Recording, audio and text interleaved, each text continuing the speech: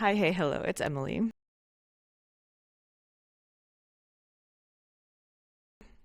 And today we're going to be doing a Winterween vlog. Very excited. And I'm realizing that one of the books I need is actually upstairs by my bed. So we'll show it in a future clip. But let me quickly talk through the TBR. I also talked about this in my January video plans and reading plans video. So if you saw that, this won't be a surprise, but I want to quickly go over what I hope to read this week, what prompts they're for, and yeah, let's get started. So the one that I have started with first and am currently about halfway through is The Ghostwriter by Julie Clark. And there are a couple of books. So two of the prompts are to read a 2025 release that you didn't get to, and in general, read a thriller or horror. So this and the next book can fulfill either of those prompts, but I decided to start with this one. So the other one that can fulfill either of those prompts is Not Quite Dead Yet by Holly Jackson. This is, again, a 2025 release that I didn't get to. I absolutely adore Holly Jackson and all of the books that she's put out so far, although I haven't read one of her other releases that I'm also hoping to get to during Winterween. So let's just talk about that one. I'm also hoping to get to Five Survive by Holly Jackson. And this one is for the prompt red on the cover or blood on the cover. You can see little bits of blood kind of smeared on the paper. And it looks like Five Survive is kind of supposed to be written in blood, or that's the vibe. Anyway, but there's red on the cover and there's blood on the cover. So that fulfills that prompt. And the prompt, there's another prompt to read a book in the dark. So that's the one where the book is upstairs by my bed because I was reading it last night before bed and forgot to bring it down. But I'm going to be reading The Mystery Guest. This is the second book in the Maid series by Anita Prose. And it's just short, and so I figured it would be a nice one to, if there's one that I can only read in the evening/night, that would be one that I could get through pretty quickly. And the final prompt is to read a book with vampires, so we will be going with We Who Will Die. This is by Stasia Stark, and it's a fantasy romance that I'm super pumped about. I've heard great things. It has vampires. Let's go. And the next one I want to talk about is just a bonus one. If I can get to it this week, that would be great because I'm so excited about it. And that is None of This Is True by Lisa Jewell. I've just heard fantastic things about this, heard fantastic things about the audiobook as well in particular. So that is the game plan. So as I mentioned, it is the second day of Winterween, by the way, which is why I started yesterday and was reading The Mystery Guest last night, and I'm already halfway through this. So we're on day 2 already. So, forgot to open this on day 1, but that's okay. So I just read a couple of chapters in The Mystery Guest last night, and we're opening up, and it's a few years after the events of the first book. Would recommend reading the first book so that you can get a sense of the characters and you kind of know the story going into the second one. So would recommend reading the first one first, but we are a few years after that event, and Molly is now head maid and she is working at the same hotel, and I love the vibes of this hotel, and I already adore our characters from the first book, right? So an author is doing an event. They've refurbished or redone a room in the hotel to kind of be a tea room. And the first event that was going to be happening in there was this author event. So really cool. And unfortunately, during this event, the author dies. And so it's a mystery writer. So a mystery guest is kind of what the title is referring to. A mystery writer who's, at this hotel to do this event. So the first couple of chapters just open with, the events leading up to this, or her preparing for this event and kind of what she's been going through at work to help prepare for this event. And, we know that this author dies. And anyway, so we're just kind of getting this scene set. So not much more to say about that. But as I mentioned, I'm about halfway through The Ghostwriter by Julia Clark, having a great time with this one. We follow a woman who has basically become estranged from her family. Her father is a writer, and once he really got famous, very much changed, and was an alcoholic for a while, and is sober at the moment, but was an alcoholic, and basically just was not a good dad to her. And so, she was shipped off to a boarding school basically for part of her high school years. And after that, went to college in France, just never really touched base with her family again and didn't really want contact with her family. And she is a writer also, and has written or ghost written some memoirs. So she's worked with some people to write their memoir, and has worked with a fair number of people, and she really wants to highlight the stories of women, people of color, and really wants to highlight the stories of people that don't get told as much, right? And so she had a dispute, a very public dispute, with a male author. I think he's an author as well. And that has kind of tanked her career. And she just wasn't putting up with the misogynistic BS anymore. And that's kind of tanked her career. So she's not really in a great position. And her agent has contacted her and said, okay, we got contacted with an opportunity. You really should take this because there's not really much else coming in. And it turns out her father father that she hasn't talked to in a long time, wants her to ghostwrite a book for him. Doesn't really get a lot of details at first, but she agrees because she doesn't financially really have any other choice. And so she goes to meet him. Turns out that he's wanting to write a memoir of, part of his life. So part of what's happened and part of what he wants to write about is something that kind of tore her family apart and was part of why her mother left, and part of what she just couldn't really deal with anymore was the suspicion on him, on our main character's father, who's writing this memoir. He has kind of been under suspicion of murder for a long time. So not in terms of the police, he hasn't been indicted or anything. There was an investigation and he had an alibi, but he's kind of been under the suspicion of this town for a long time for the murder of his brother and sister back in the 70s. And so, by writing this memoir, he's digging up a lot of things that are going on in the past.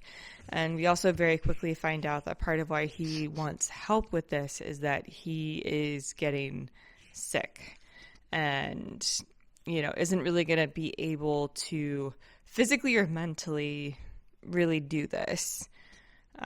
Is already kind of not really able to, but really is going to lose the ability to do this very, very quickly. Anyway, and so our main character is starting to work, and initially she's told by her father that he's written a lot of it, handwritten a lot of it, and that she is mostly just going to be transcribing it and kind of tightening it up a bit. But it becomes very clear to her quickly that the state of his mind is not really there, and she knew that, but that's kind of transferring to what she's seeing on the page, and it's not really a lot of material that she can work with, and so she's going to have a heavier task ahead of her than she thought. Anyway, so that's kind of the basic setup, and we've really just been following her try to get more information, talking to her father the little bit that she can, given his state, and try to figure out, he doesn't really want her to talk to anyone about these events. Like he doesn't want her to do what she traditionally would do when ghostwriting a memoir, and talk to people who have known the subject of the memoir, confirm various events or confirm things happen a particular way, or get other people's perspective. She's not really allowed to do that. He doesn't want her doing that, and so that's part of the contract. And so she can't really get great information, and she's wondering how she's gonna, like, what she's gonna have to work with. What can she verify? How can she verify anything about what happened? And she's starting to dig a little bit more into the events of the past and what happened, and try to figure out what's going on. And I'm sure things are going to get more and more sinister as she starts to uncover certain things, and have been getting more and more sinister. She's been starting to uncover more things and try to figure things out. Anyway, I'm having a really great time with this one. I'm very intrigued and have been listening to this quite a bit this morning as well. And yeah, I'm just super intrigued. So having a good time with that one so far. As I said, I'm going to be reading The Mystery Guest at night before bed, and maybe in the evening a little bit if I have any evening reading I can do. I typically have been in the habit of listening to an audiobook while cleaning up the kitchen after dinner, but I don't know. Ever since I've been unemployed, we've actually been more in the space of like watching something, and watching something that I can like half tune into, half tune out of while he's on the couch, and maybe checking in with work, or doing stuff on his computer, and kind of half paying attention to that, and me half paying attention to it while I clean up the kitchen after he's cooked dinner. So I haven't listened to as much in the evening recently, unless we go to the gym. So I'll listen to something if we go to the gym. But anyway, so it might be mostly at night that I'm reading The Mystery Guest, and I'll finish The Ghostwriter, and then I'll probably move on to either Not Quite Dead Yet or We Who Are Dead, I think is probably, or We Who Will Die, sorry, will probably be my next pick. My Spotify hours are going to renew, so I think I might listen to Not Quite Dead Yet on Spotify, and then yeah, anyway, we'll figure it out. But yeah, let's check in once I've read more of or finished The Ghostwriter. So here's a check-in. It is actually now Wednesday. So definitely, and I don't think I mentioned this, and I should have mentioned this in an earlier clip, that there would be kind of a pause in this vlog. I had gum graft surgery. Another one, my 4th gum graft surgery. It's fine. I'm fine. I'm not mad about it. But I did have another gum graft surgery on Monday, so I've just been recovering. Monday was basically a wash, and I was watching mindless TV, watching some YouTube, and sleeping on the couch. It's really all I was doing on Monday. I did read a little bit, but not very much. And then yesterday, I just, again, chilled, took it easy. That's when I definitely got a bit more reading done. And so, I have finished The Ghostwriter. I read another book, so let's catch up. So, final thoughts. I don't think I wrapped up my final thoughts on The Ghostwriter, but I had a really, really fun time with this one. Definitely a super fun mystery. Wasn't a thriller, I think. I think it was definitely more in kind of the mystery territory. At least that's kind of how it felt to me. But I really enjoy mysteries about writers, books about writers. So I figured this one would be a fun one for me, and it definitely was. Just had a lot of fun with our main character trying to piece things together, talk to people. There definitely are a few sinister things here and there that are happening as she's trying to figure out what happened to her aunt and uncle, her father's siblings, back in, was it 1975?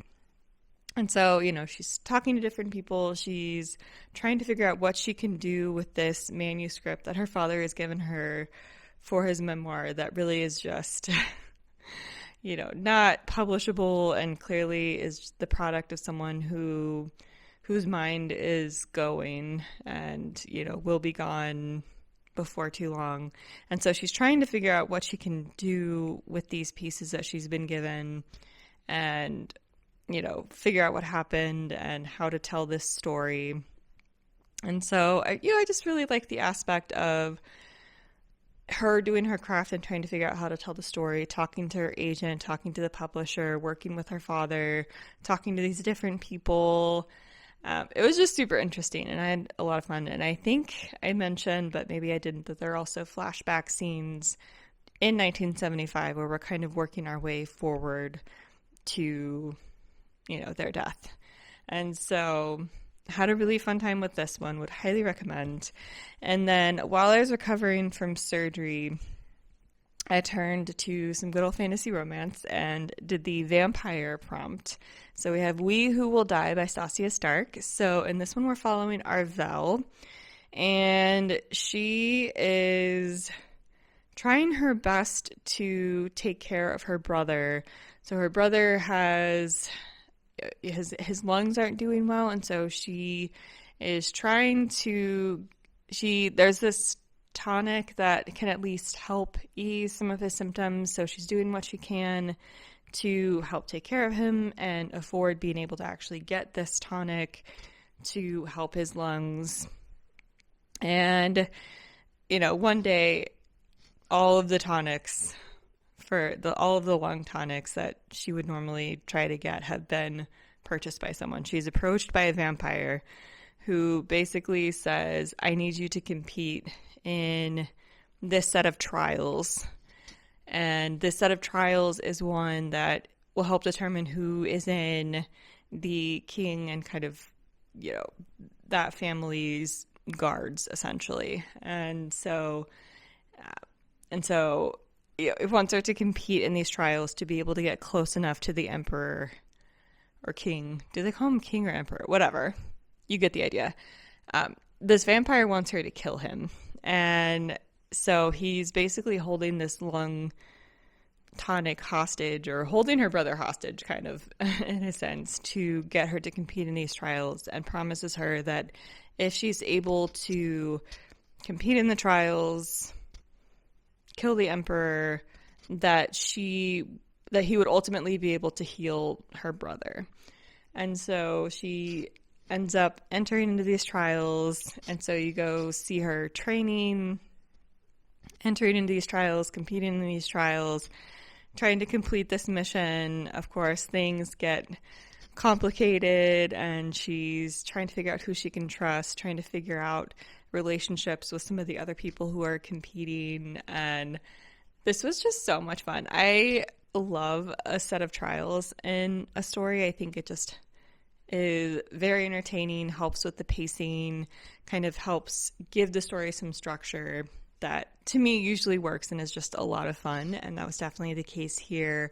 I enjoy our characters. There's someone she comes back into contact with who, they kind of had been an item before, and she comes back into contact with him through this situation.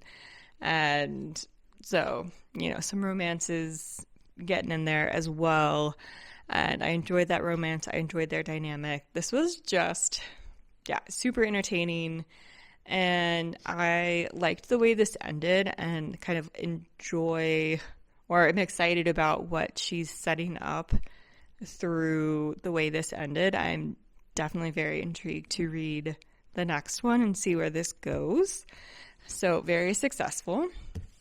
And then I've just started Not Quite Dead Yet by Holly Jackson. And so, literally on the opening chapter, not any thoughts yet, but very much anticipating that I will enjoy this one because I've enjoyed a lot of Holly Jackson stuff before. So very excited. It is currently Wednesday. And as I said, Monday was kind of a wash. So we're just going to extend Winterween just a little bit because I would like to finish this one. I do have another Holly Jackson book on the list. And I still really would like to get to None of This Is True by Lisa Jewell as well. While I'm on a thriller kick. I think it would be nice to include that one. And Winterween ends tomorrow. So that's definitely not going to happen by tomorrow.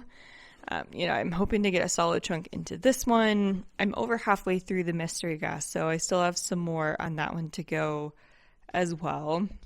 Anyway, surgery has just kind of thrown things off a bit, and I knew they would, but we're just going to extend Winterween just a little bit. How does that sound? I don't think Gabby would mind. And so I will check in once I've read more of Not Quite Dead Yet.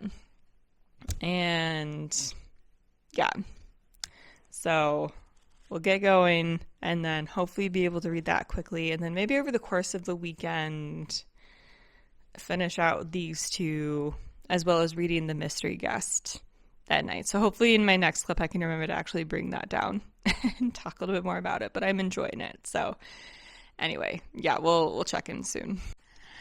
So it is the next day. I'm now halfway into Not Quite Dead Yet, having such a fun time with this one. There is a lot that you just need to take at face value and just accept. So that really just have to do with the setup. So we followed Jet. Jet was attacked in her home from behind. She didn't see who attacked her, but was hit on the head multiple times, ended up in the hospital, was in a coma for a couple of days, wakes up in the hospital, and is told by the doctors that there's a fragment of her skull near one of her arteries, a key artery that goes through the brain, and that they wouldn't normally do surgery because it's just too risky. The chance of surviving that surgery is only, the doctor was saying, about 10%,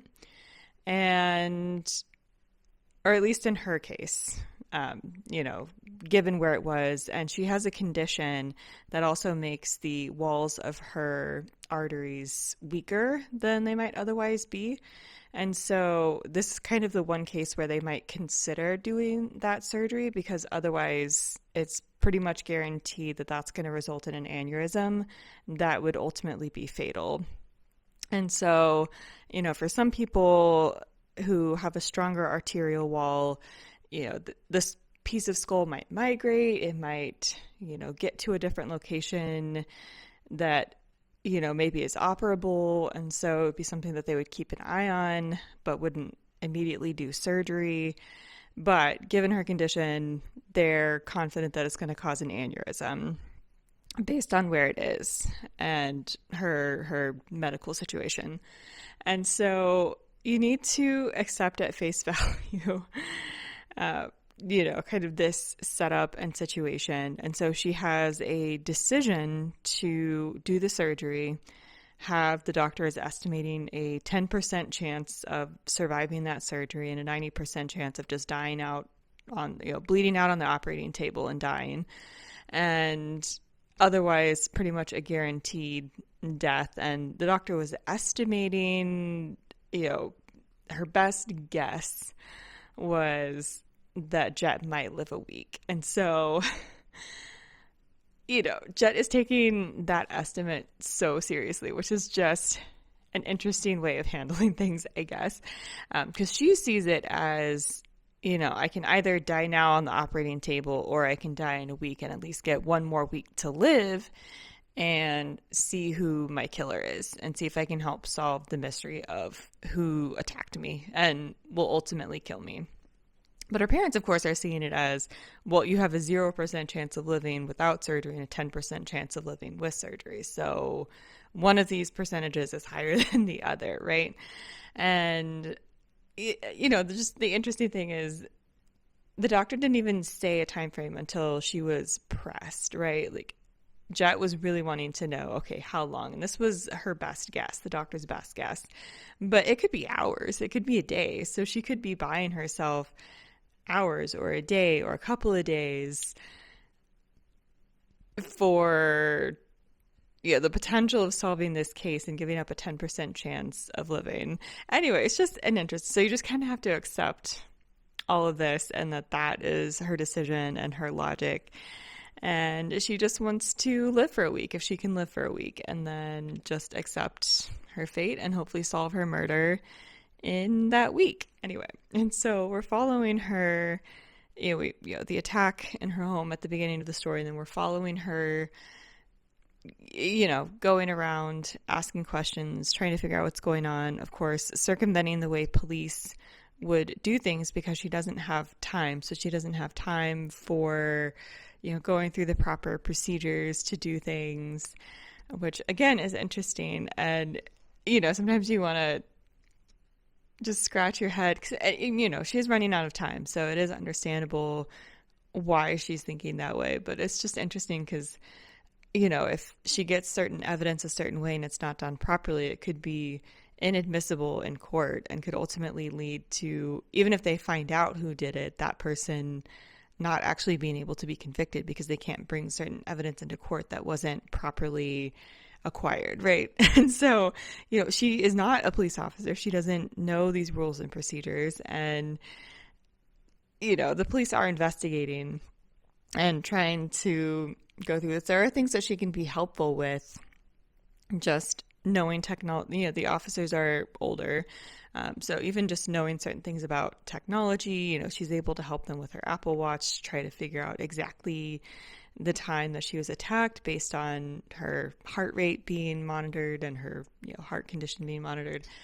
And so, she can kind of help them with certain things and certain technological things or things that she would know that maybe others wouldn't, that can kind of help guide them in the right direction.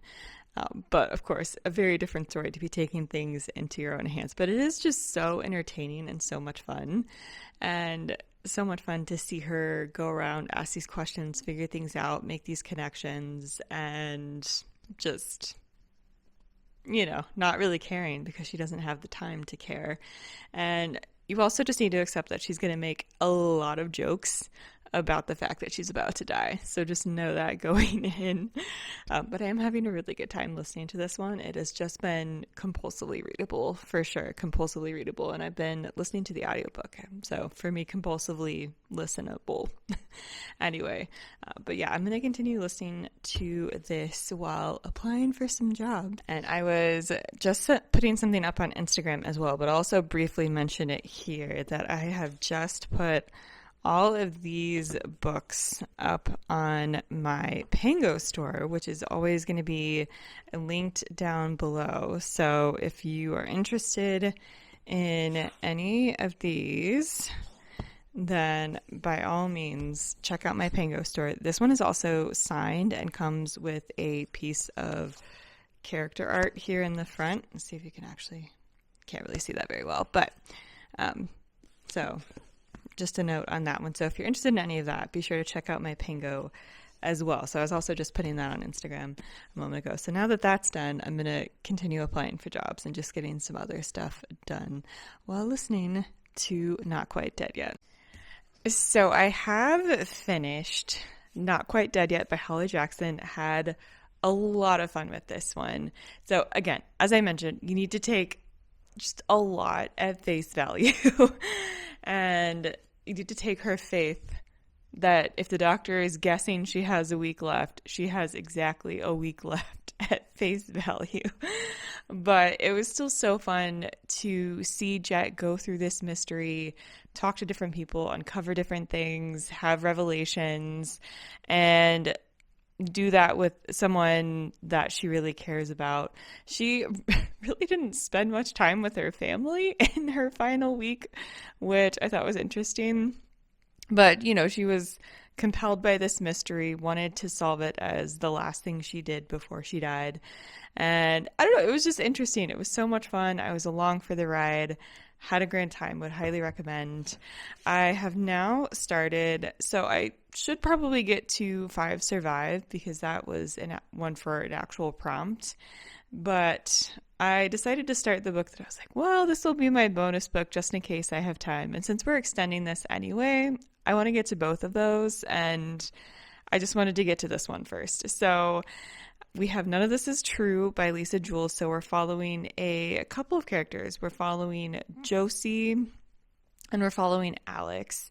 And they are birthday twins. They're both 45 years old, born on the same day in the same hospital. They are celebrating their birthday at the same restaurant, at the same pub. And so, Josie comes in with her husband. Her husband is significantly older than she is. And, they're having a dinner for her birthday. And so she sees Alex come in, and Alex is with a whole group of people celebrating her birthday. She, does a little bit of digging after finding out that she sees, happy 45th birthday on something that one of the guests had. So she realizes in that moment that they actually were born on the same day, not just the same calendar day. And so, they run into each other in the bathroom, and she says, "Oh, hey, you're my birthday twin." And they kind of talk about that a little bit. And then she runs into Alex again at one point. And in between those two encounters, she has just done a little bit of curiosity digging into Alex. Alex is somewhat of a public figure as a host for a pretty popular podcast where she talks to women who have become successful despite various odds and obstacles and experiences and what have you. So she's a relatively well-known podcaster. And so Josie starts listening to the podcast, starts learning a little bit more about Alex, runs into Alex again and says, "Hey, how would you like to do a story about someone who maybe hasn't quite achieved those things yet and kind of gotten to the point of being considered successful despite overcoming the odds, but what if you did a story about someone as they were trying to overcome those odds and become that success story and what that process is like?" And Alex is intrigued. She is wanting to kind of start a new project. She's kind of wrapped up her podcast series for the moment and is wanting to start a new project. There are things going on in her life with her husband that aren't all rosy and what they seem to be on the surface. And so, just two interesting women that or at least to me so far, I'm intrigued by these two women and intrigued by the process of them starting this podcast. I'm almost 100 pages in. I'm like 80 something pages in. So yeah, very intrigued so far. I want to see where this goes. Of course, I'm expecting it to get a lot more sinister than it has so far. We're just kind of setting up some of these characters and what their life situation is like and getting started recording this podcast. So I'm sure a lot more is going to come, but I'm there. I'm there for the ride so far. So I'll keep you updated on how that one goes. And then I think I'm going to finish the mystery guest tonight. Also having a lot of fun with that one. So I'll actually bring it down once I finish it. I'll try to remember to bring it down and actually show it in the next clip and give a wrap up of that one, and then continue on with None of This Is True, and then finish out with 5 Survived. So let's wrap up this vlog.